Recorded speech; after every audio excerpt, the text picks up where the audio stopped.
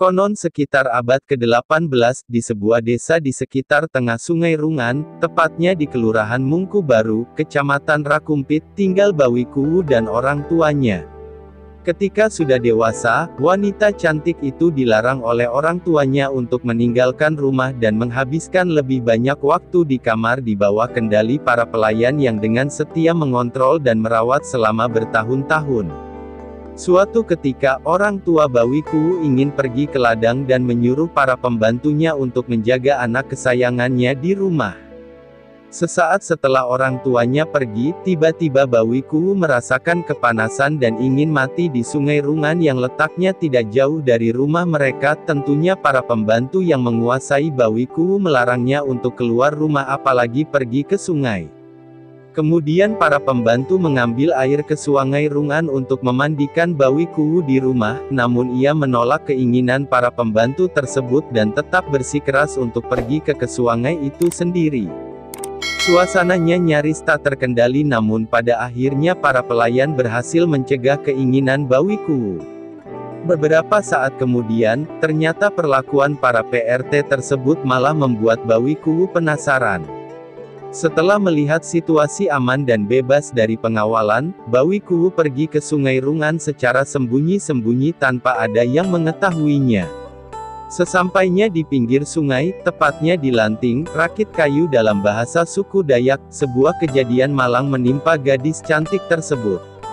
Tiba-tiba seekor buaya besar muncul di permukaan air dan menangkap Bawi Kuwu yang belum sempat mandi di sungai, lalu membawanya ke sarangnya di sungai. Sementara itu, situasi di dalam rumah berguncang setelah para pelayan menyadari bahwa Bawi Kuwu tidak ada di dalam kamar. Kemarahan besar muncul dari kedua orang tua Bawi Kuwu kepada para pembantunya, karena mereka begitu lalai sehingga tidak tahu kemana perginya anak kesayangannya. Kemudian pada hari itu juga mereka memanggil tokoh adat dan masyarakat yang memiliki kesaktian dari suku Dayak.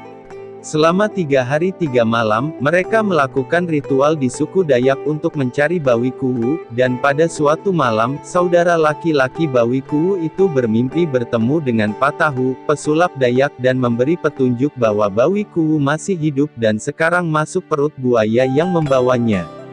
Pesulap juga menasihati jika buaya muncul, jangan pernah membunuhnya.